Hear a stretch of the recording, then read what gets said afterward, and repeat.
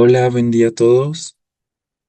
Eh, Espero que se encuentren bien. Muchísimas gracias por unirse tan temprano y hacer espacio justamente en sus agendas. Me da mucha felicidad ver un buen aforo.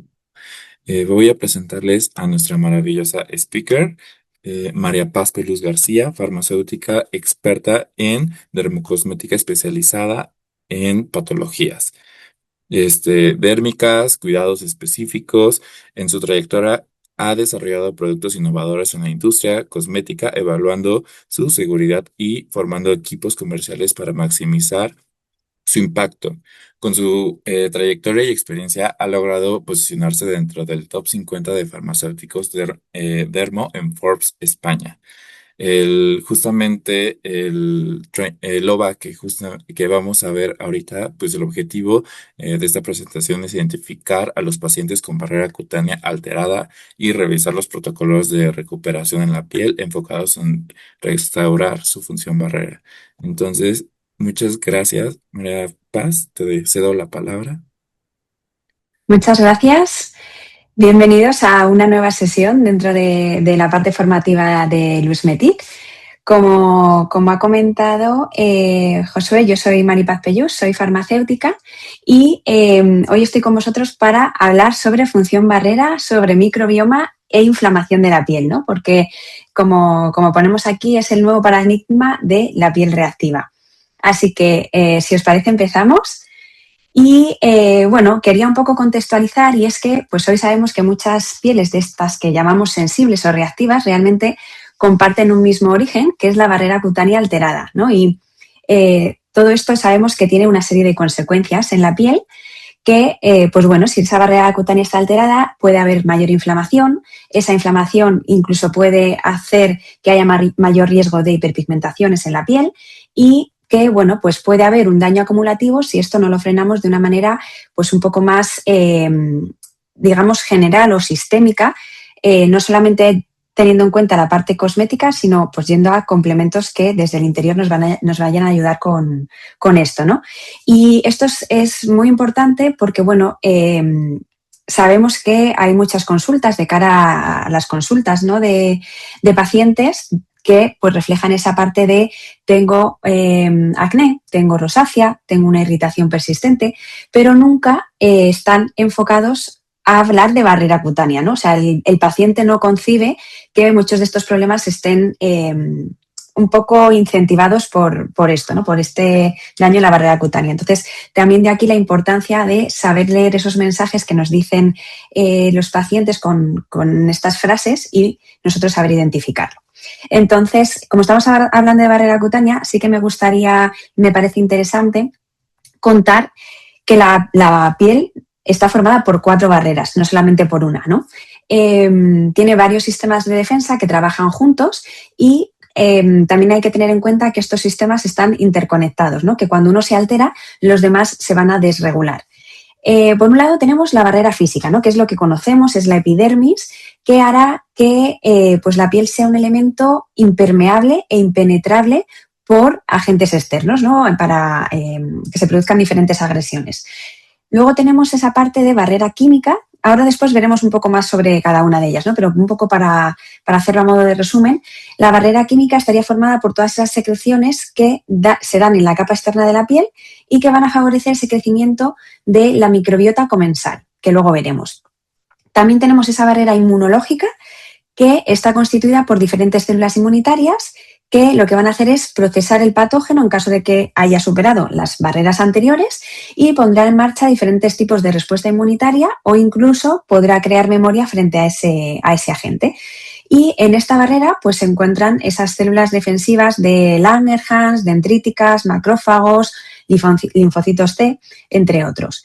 Y luego, por último, tendríamos esa barrera microbiológica, esa microbiota que recubre la superficie de la piel y donde se encuentran, como decimos, toda esa parte de microorganismos y que interaccionan y se comunican con los queratinocitos y las células inmunitarias.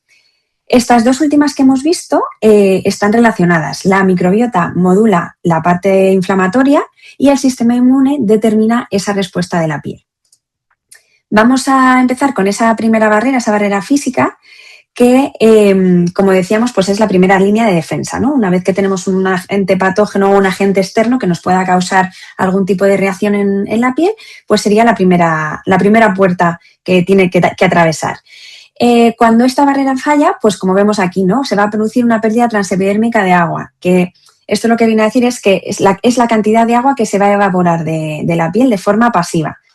En una piel sana, esa pérdida de agua suele ser mínima, pero en una barrera que está alterada, como ya no está la piel a lo mejor tan flexible o tan cementada, por así decirlo, pues se va a aumentar esa evaporación del agua, va a disminuir la hidratación que tengamos a nivel interno y va a aumentar la sensibilidad, ¿vale? Pues es súper importante que intentemos mantener esta pérdida de agua lo más baja posible, porque una vez que tengamos gran pérdida de agua, va a conllevar sequedad persistente, por supuesto, tirantez, microfisuras que son invisibles al ojo humano, ¿no? Pero que se están produciendo, y también va a favorecer que haya mayor penetración de agentes irritantes o de, pues, por ejemplo, ahora en primavera el polen, ¿no? Que sustancias que se encuentran en el ambiente y que pueden generar esa parte de inflamación de la piel.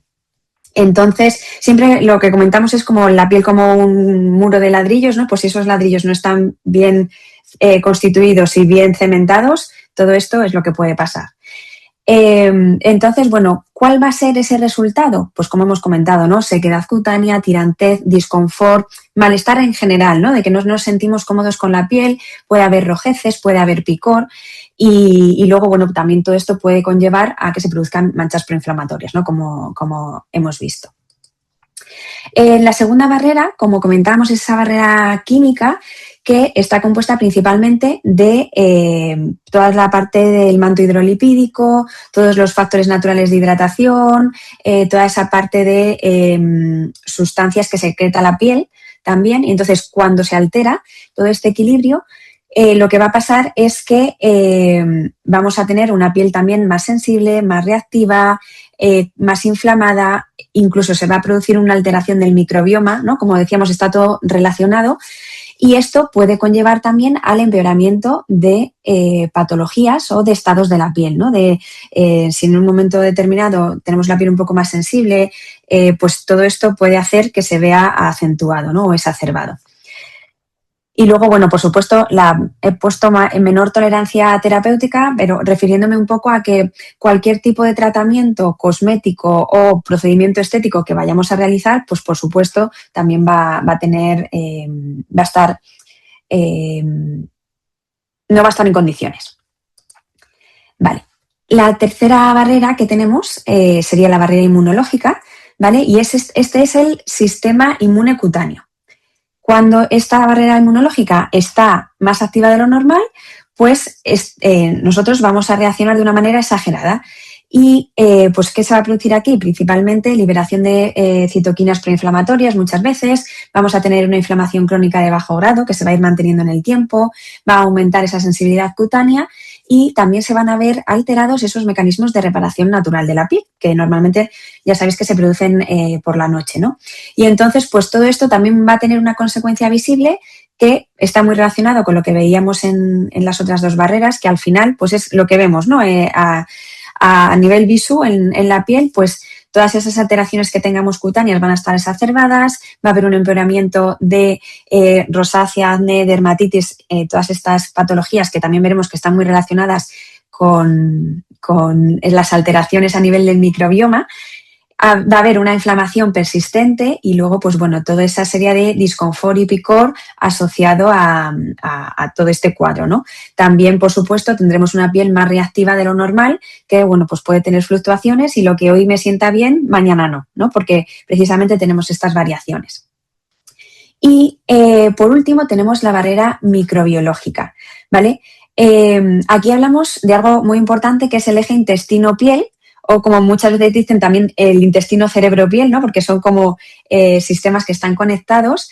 Y es que sí que hay, en cuanto a lo que es intestino-piel, una conexión muy significativa, porque es verdad que cuando hay una disbiosis intestinal va a aumentar la inflamación a nivel sistémico y esto va a verse reflejado también en la piel. porque al final, pues bueno, todo está conectado y en concreto, pues los microorganismos o la alteración de los microorganismos, pues va a verse reflejada en la piel, ¿no?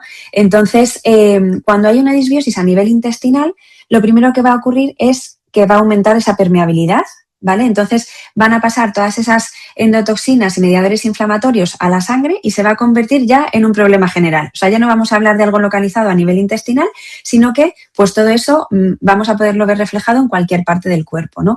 Entonces, pues es muy, muy interesante también esa relación con mayor reactividad de la piel, con empeoramiento de patologías como rosácea, el acné, ¿no? Y como comentábamos antes, pues una piel inestable, porque pues cuando se van haciendo estos desajustes, pues se va a ir viendo todo reflejado a nivel superficial, ¿no? Y entonces, estamos aquí hablando de un montón de cosas y creo que vamos a tener que ir centrando un poco el tiro, ¿no? Hemos hablado de la parte de barrera microbiológica, vamos a ver qué contiene el microbioma de nuestro cuerpo. Cuando hablamos de microbioma, lo primero que nos viene a la cabeza son bacterias, ¿no? Pero resulta que tenemos muchos más géneros o tipos de microorganismos en la piel que también tenemos que tener en cuenta y que son muy interesantes. Entonces, por un lado tenemos las bacterias, que bueno, aquí os he puesto, por ejemplo, Staphylococcus epidermidis o Cotibacterium annes.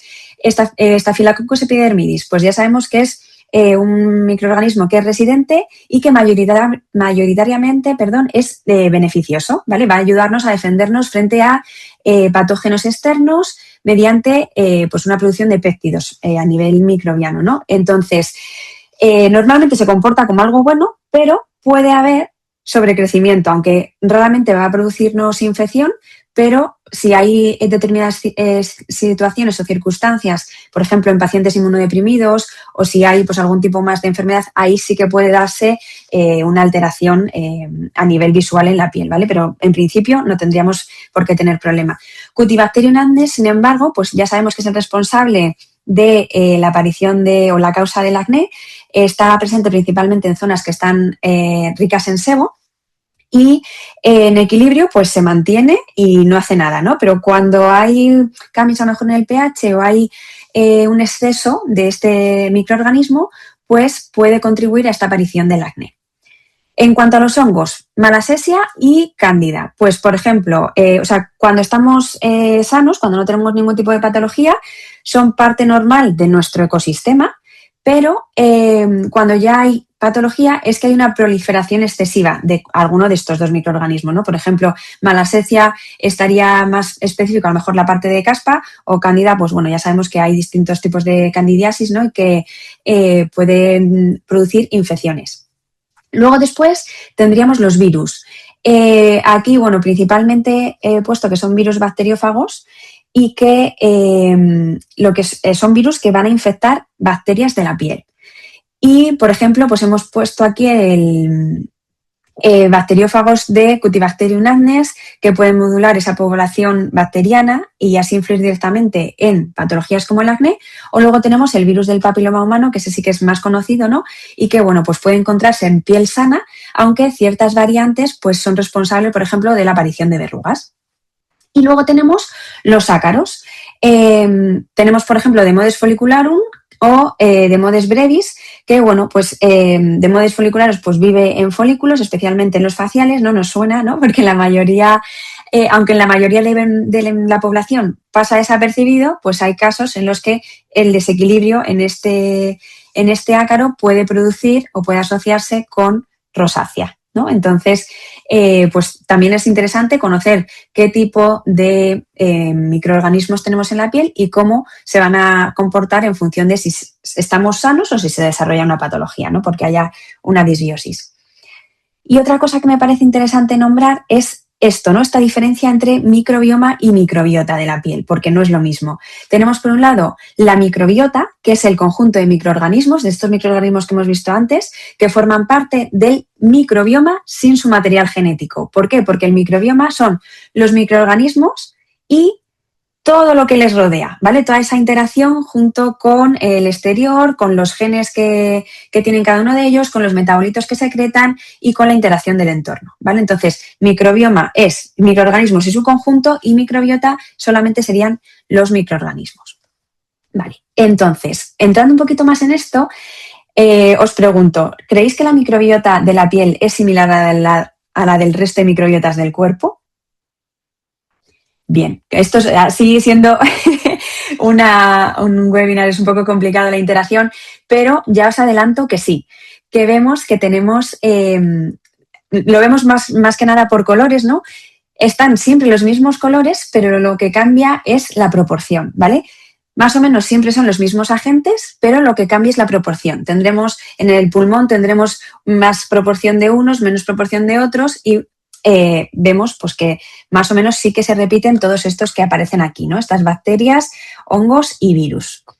Pero quiero ir un poquito más allá, y es que en el caso de la piel, la diferencia frente al resto de órganos o mucosas es que hay diferentes ambientes, ¿vale? Y eso es lo que quiero mostrar en esta diapositiva, que no sé si se entiende muy bien, pero vamos a explicarlo, porque, como decimos, esta solamente es a nivel de bacterias, ¿vale? En la otra sí que teníamos aquí también virus y hongos. En esta nos enfocamos solo en bacterias, pero aún así tenemos diferentes bacterias según en qué zona nos encontremos. Más que zona a nivel de localización, zonas en función de si son zonas húmedas, zonas más secas o ricas en sebo. Entonces, estos puntitos que os he puesto aquí serían los puntitos que aparecen, creo que veis mi puntero, al lado de los gráficos, ¿vale? Entonces, tenemos esa parte de los circulitos en verde, son zonas que tienen más humedad, pues por ejemplo, podría ser la axila, podría ser el espacio entre los dedos de los pies, podrían ser las ingles, ¿vale? Luego tenemos zonas que son más secas, que están en rojo, que pues podrían ser pues estas de aquí, o el glúteo, por ejemplo, que es una zona más seca. Y luego las que son ricas en sebo sería el circulito en azul. Y aquí, pues por ejemplo, pues tenemos la frente, la parte de detrás de las orejas, tenemos la parte del pecho, ¿no? O sea, son zonas que en función de si tienen más hidratación, menos hidratación o más grasa, van a hacer que varíe la proporción de microorganismos que tenemos. Esto también nos hace hablar de un poco lo que he querido mostrar aquí en este gráfico es un poco lo mismo que estamos hablando, ¿no? Que siempre vamos a tener los mismos microorganismos, pero lo que va a variar es la proporción según en qué edades y en qué etapa de la vida nos encontremos, ¿no?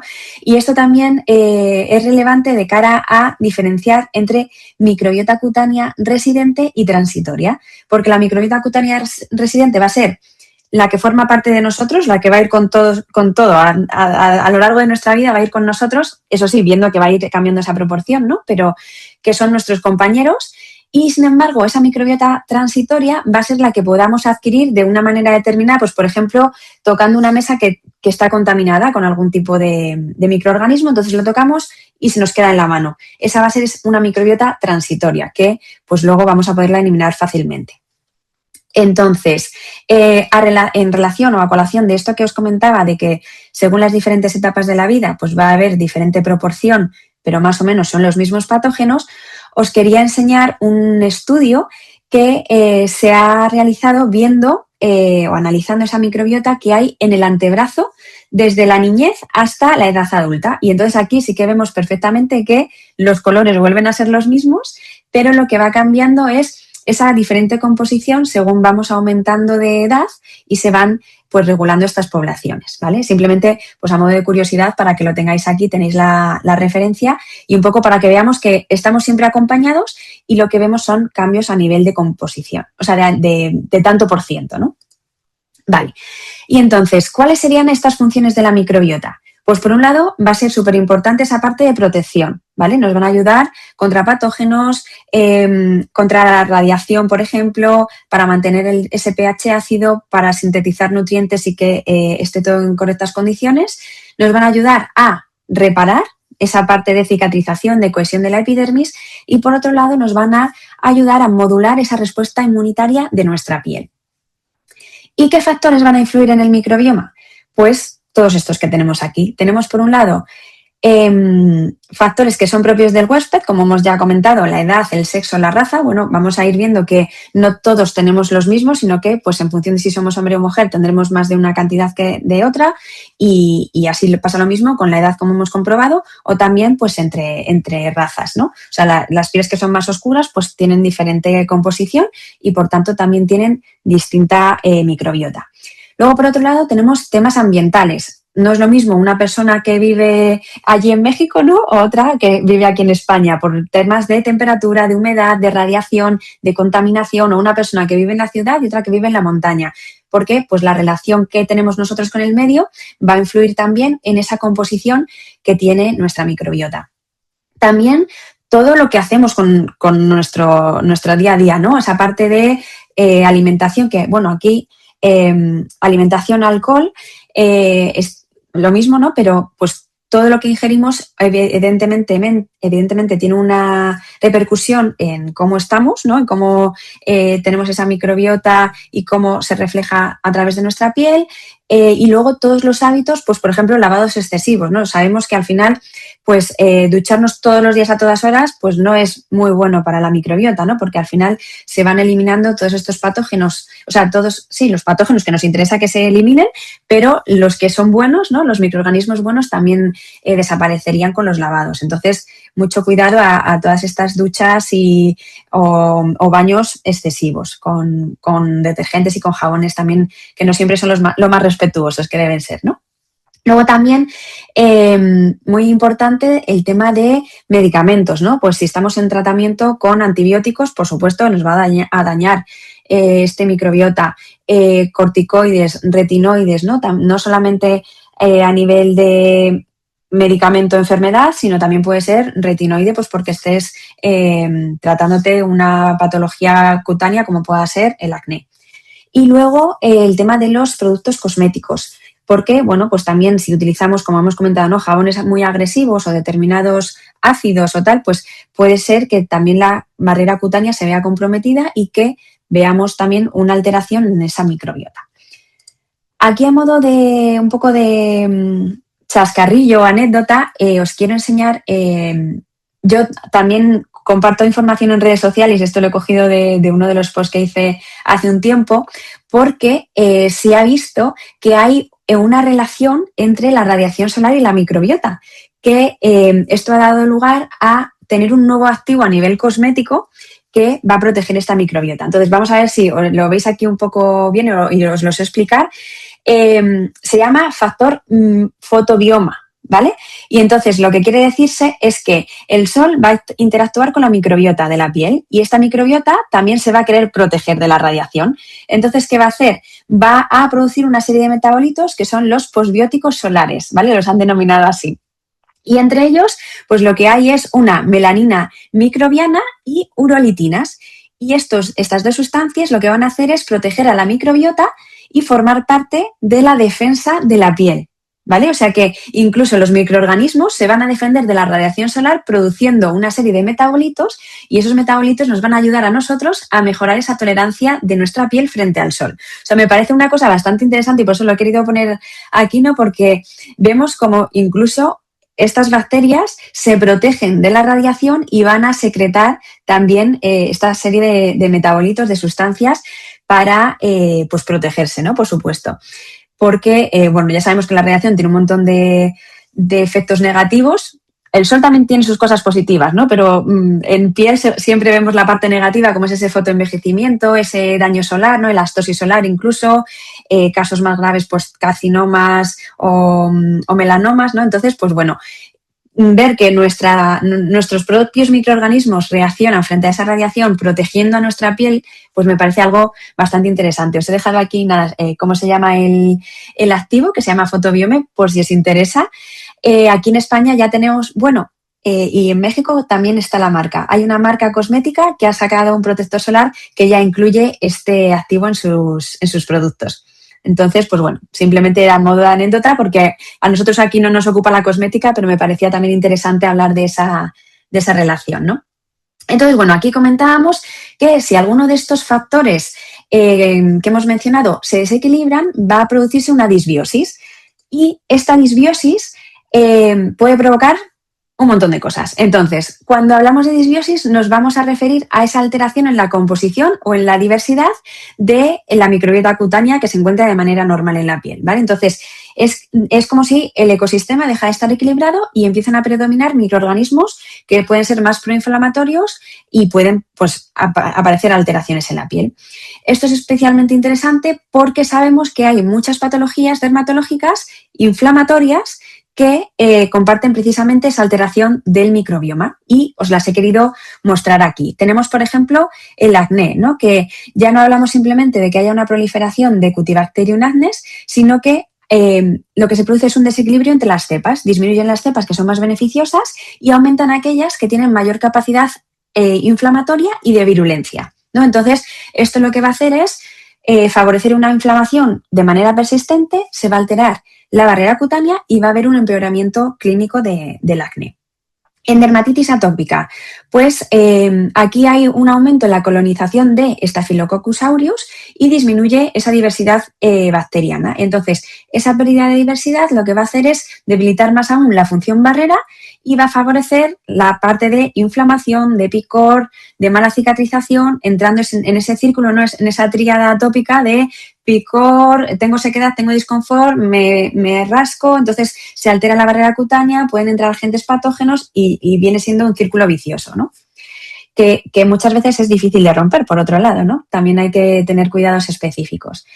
En cuanto a la psoriasis, pues aquí se ha observado que hay una menor diversidad bacteriana, pero tiene un aumento de las bacterias que tienen perfil proinflamatorio, ¿vale? Entonces, aunque la psoriasis tiene una base inmunológica que es bastante compleja, cada vez entendemos mejor que el microbioma puede participar activamente en que se mantenga esa inflamación crónica y que, por tanto, pues tengamos episodios de psoriasis pues, más acentuados.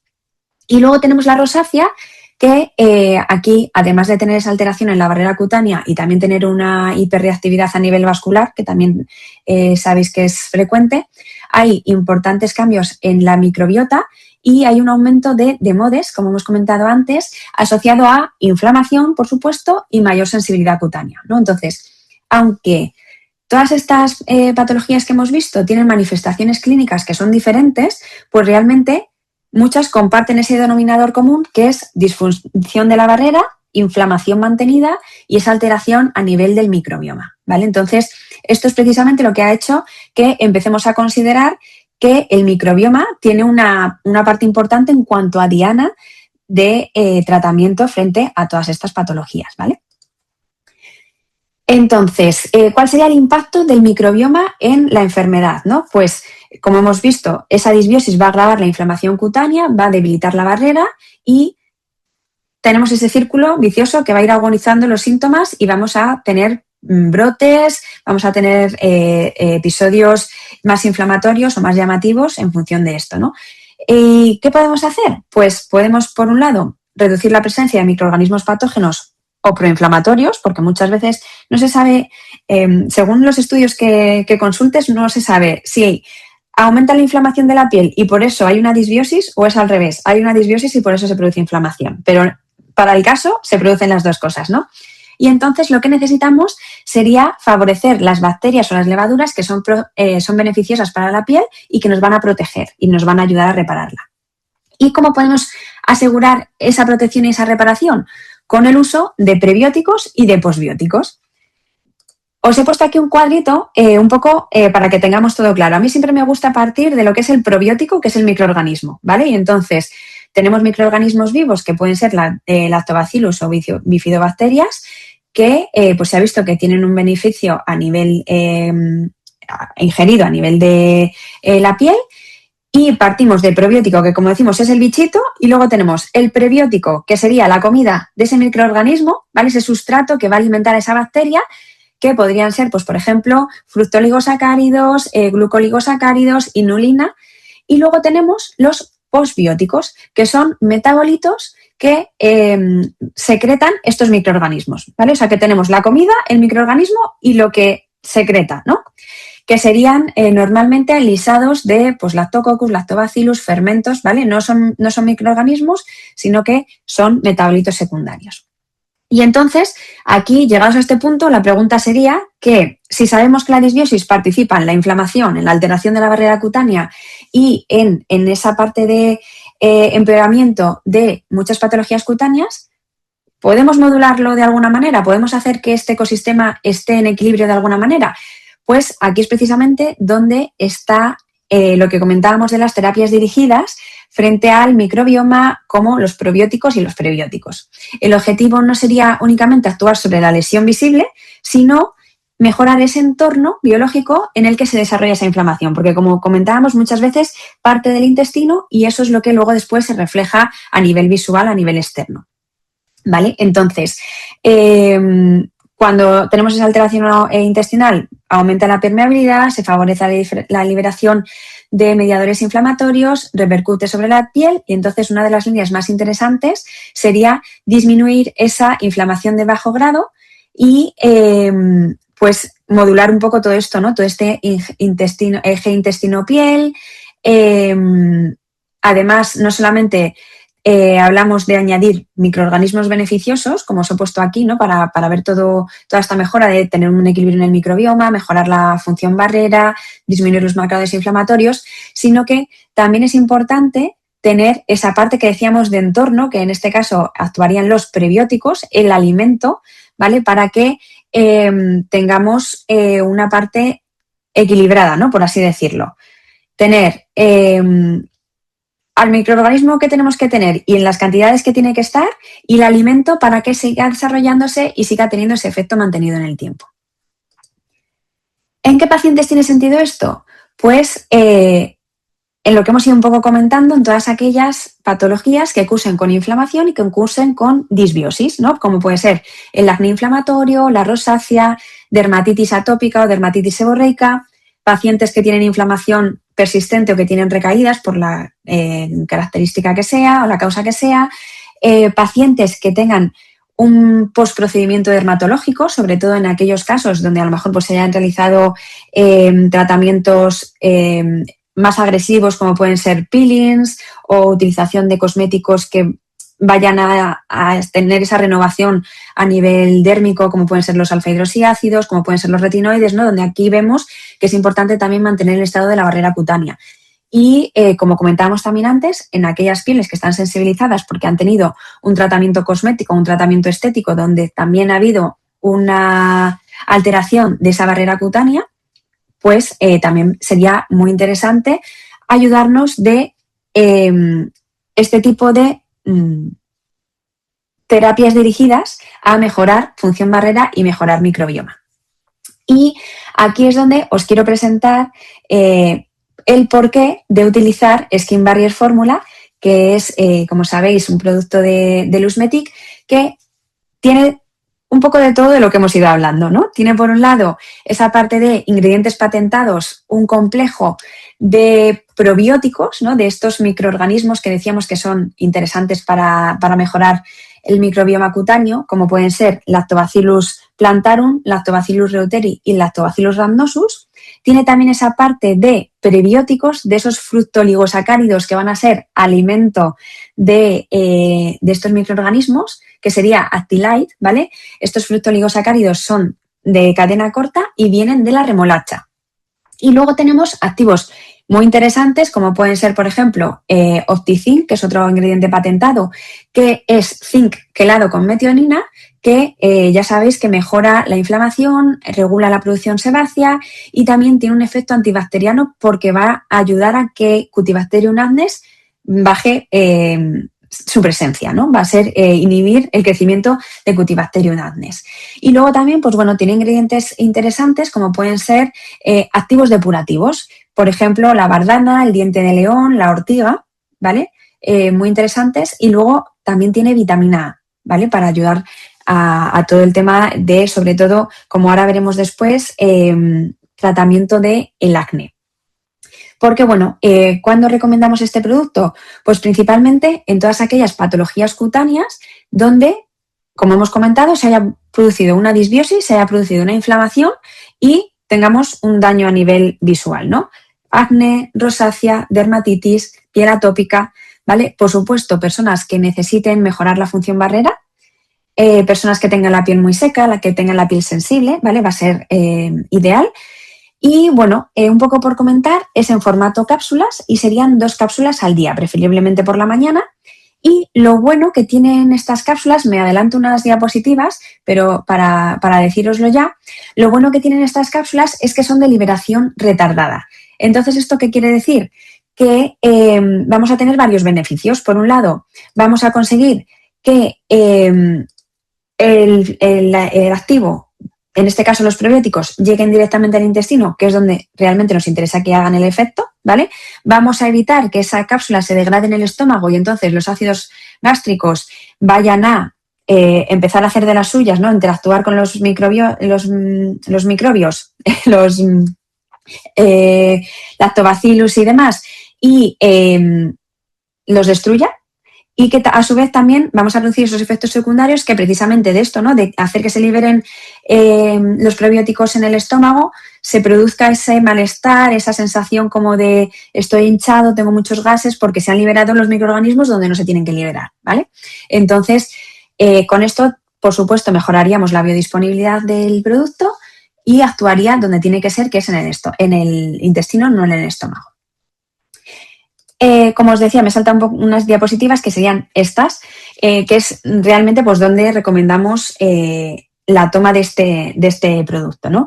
En casos de acné, dermatitis, psoriasis, rosácea, porque vemos que hay un alto porcentaje de la población que lo tiene y, bueno, pues realmente, como hemos estado comentando, se sabe que hay una relación muy clara entre esa disbiosis y los efectos que se producen en la piel. Entonces, pues bueno, siempre sería muy interesante reforzar esa parte de barrera cutánea, de mejora del microbioma, con un complemento a nivel externo para mejorar la patología. En cuanto a dianas de tratamiento, estarían un poco resumidas en estos bloques. Por una parte, mejora del microbioma cutáneo, la parte antiinflamatoria y antioxidante, nos va a ayudar a hidratar la piel y va a tener efecto calmante. También, por lo que comentamos de mejorar la función barrera, al final vamos a evitar que se produzca también esa pérdida de agua transepidérmica de mayor grado. Vamos a tener una parte depurativa y de control del sebo muy interesante para todos esos pacientes con piel con tendencia acnéica, por ejemplo, con los activos pues más depurativos de la piel y también el zinc y la vitamina A. Y luego va a haber una parte de regulación hormonal porque, creo que no lo he comentado, tiene mioinositol y tiene ácido fólico. Aquí os he querido poner, en cuanto a este complejo que decíamos que era de microorganismos, un poco resultados, ¿no?, que tenemos. Pues se ve, por ejemplo, que mejora esa integridad de la función barrera, vamos a mejorar la hidratación de la piel y vamos a mejorar también esa pérdida transepidérmica de agua. Y pues sí que se ve, en comparación con placebo, que disminuye esa inflamación también que se produce. Entonces, pues bueno, vemos aquí hay una foto de un estudio que se realizó en pacientes con piel atópica, pues que bueno, sí que estos eczemas que se suelen producir a nivel ocular, propios de la dermatitis atópica, pues que se ve reducido con el uso continuado de este producto, ¿no? Hay foto a los 28 y a los 56 días. Vale.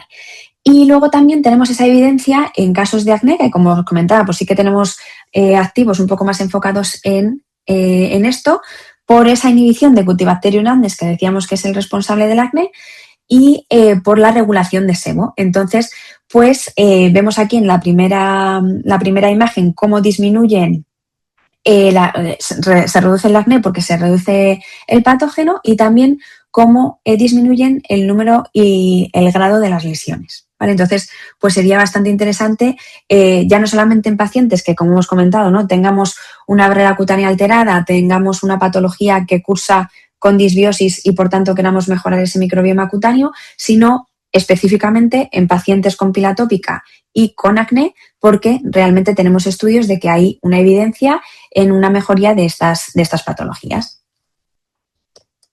Vale.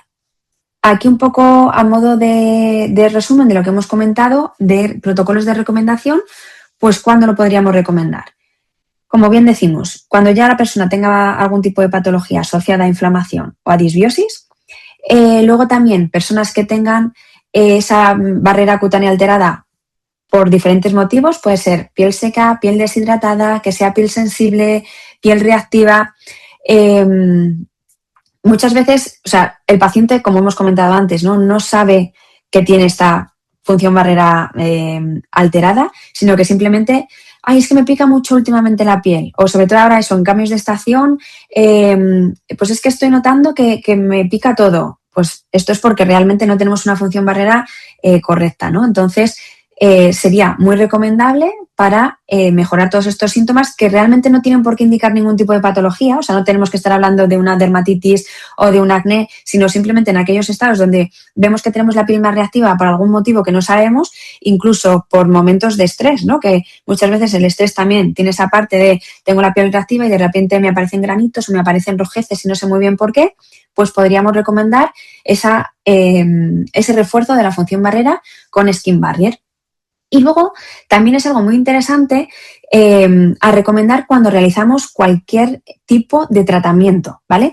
Ya no solamente a nivel cosmético, sino incluso médico-estético, ¿no? Porque como hemos comentado, todos estos tratamientos donde a lo mejor hacemos un peeling, hacemos un láser, donde realmente vamos a estar dañando la función barrera, de manera intencionada y controlada, pero no deja de, pues estamos haciendo un peeling, estamos eliminando la capa superficial, ¿no? Queremos mejorar textura, queremos mejorar tono, queremos mejorar hiperpigmentaciones. Todos estos tratamientos van a tener como consecuencia que la piel se va a ver alterada, ¿no? Esa función barrera.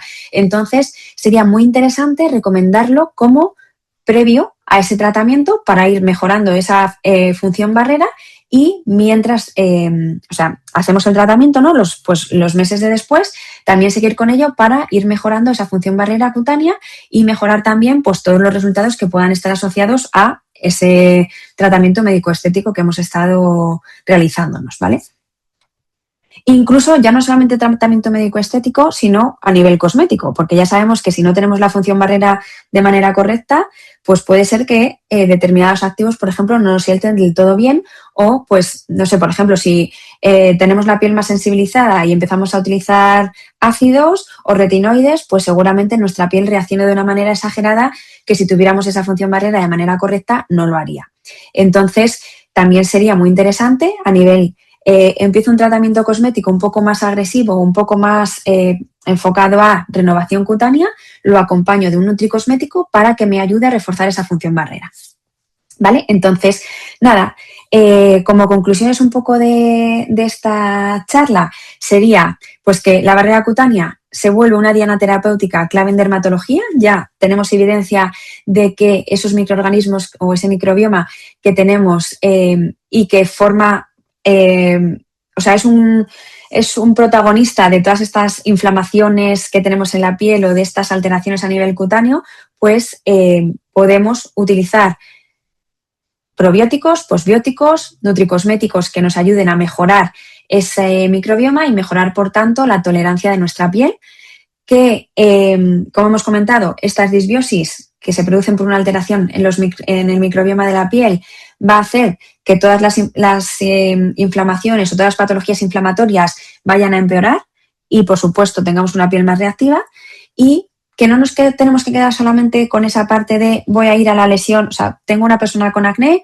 le doy a dar un medicamento y con esto ya va a tener la solución, sino ir también un poco a lo que es el origen, a ver que hay una disfunción también a nivel intestinal de la microbiota, ¿no? Entonces, vamos a renovar la microbiota a nivel intestinal, vamos a renovar la microbiota a nivel cutáneo indirectamente y vamos a mejorar así la patología de la que estemos hablando, ¿no? Bien sea dermatitis atópica, bien sea acné, bien sea dermatitis seborreica, psoriasis incluso, ¿vale? Por toda esa interconexión, como comentábamos, del eje intestino-piel. Y pues que, por supuesto, no hay que decirlo, pero lo comento, que cuando ya hay una persona que toma este tipo de complementos y ve que mejora la calidad de su piel, mejora esa función barrera y mejora la respuesta de su piel frente a agresiones externas, bien sea radiación, perdón, bien sea, pues eso, más polen en el ambiente, más bien tengo mucho estrés y por eso me pica la piel, ¿no?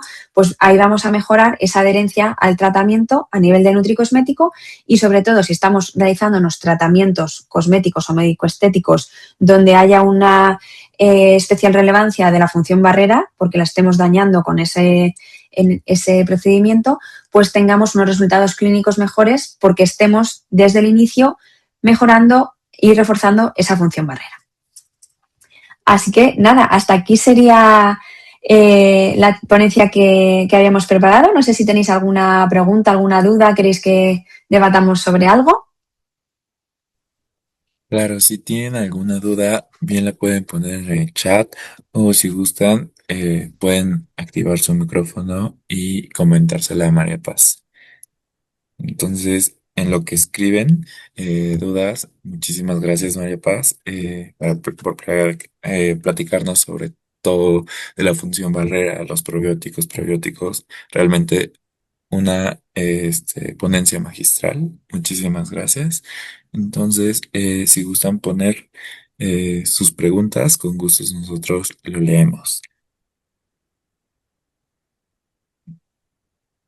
De todos modos, en caso de que haya alguna pregunta post sesión, con gusto pueden escribírmela y yo se la hago llegar a María Paz y pues estamos en constante comunicación. Eso es. Entonces, por el momento me parece que no hay una pregunta, pero yo sé que van a seguir surgiendo, así que muchísimas gracias, María Paz. Realmente una muy buena ponencia y considero que todos esos conocimientos que nos has compartido nos ayudarán demasiado. Un gusto y Muchas muchísimas gracias. gracias por tener justamente el tiempo. Y muchas gracias a todos los que se pudieron conectar. Estamos grabando la sesión, así que se las compartiremos en cuanto la tengamos. También la van a poder ver justamente en el Odela oficial, que es donde se suben todos los OVAs. Entonces igual pueden estar pendientes en el caso de que gusten volver a verlo, ahí va a estar. ¿Vale? Entonces, también nos pueden seguir en todas las redes sociales. Ahí igual subimos muchísimas cosas. Entonces, un gusto, María Paz, y muchas gracias a todos los que se conectaron. Muchas gracias.